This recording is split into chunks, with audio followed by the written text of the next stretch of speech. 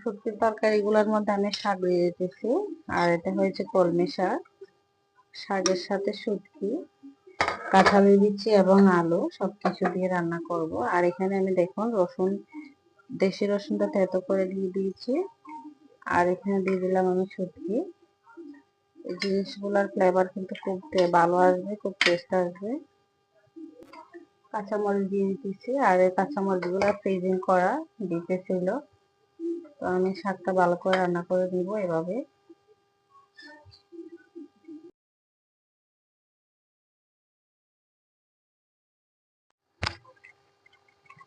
কাটা থাকলে তরকারির টেস্ট হয় না, যার কারণে আমি তুলে ফেলে দিব এভাবে। দেখুন মাশাআল্লাহ আমার কাঁঠালের বিচি এবং আলু দিয়ে শাকের তরকারিটা অনেক লোভনীয় হয়েছে খেতে, মাশাআল্লাহ অনেক টেস্ট। কেমন হয়েছে আমার তরকারিটা অবশ্যই জানাবেন। আসসালামু আলাইকুম।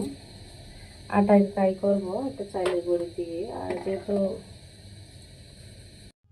আসসালামু আলাইকুম, আশা করি সবাই ভালো আছেন, আমিও ভালো আছি। আমি কাঁঠালের বিচি এবং আলু দিয়ে শাক দিয়ে রান্না করব। আমি কাঁঠালের বিচিগুলা চিকলা সহকারে নেওয়ার কারণ হয়েছে কারণ চোকলা শুটকিতে কাঁঠালের বিচি চোকলাটা অনেক পছন্দ। আমি এখানে ফার্স্টে পানি দিয়ে দিয়েছি। তো এই পর্যায়ে আমি এখন এক এক করে মশলাগুলো দিয়ে দিব পানিতে। তো আমি লবণ দিয়ে দিলাম ফার্স্টে, দিয়ে দিব আমি এখানে হলুদের গুঁড়া, দিয়ে দিব আমি মরিচের গুঁড়া, আমি আমার স্বাদ অনুযায়ী টেস্ট অনুযায়ী দিব। আমি যেহেতু জাল বেশি খাই যার কারণে আমি জাল দিয়েছি। আমি এখন দিয়ে দিব এখানে রসুন বাটাটা। আমি এখানে একটু রসুন বাটা দিলাম, আবারও দিব আমি এখানে রসুন বাটা।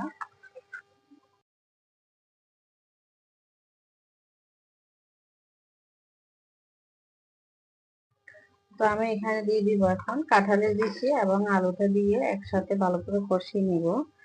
আর কাঁঠালের বিচিগুলা কিন্তু ছিলার মতো টাইম পাই নাই, মেয়েরে বলে রাখছি পানিতে ভিজানোর জন্য। মেয়ে কি করছে, কাঁঠালের বিচিগুলা পানিতে আর ভিজায় নেই, যার কারণে এখন আমার তো রান্নাটা করতেই হবে, বাধ্যগত দেওয়াটা না, একসাথে সবগুলা সুন্দর করে ছিলে রেখে দিলে হয়ে যেত।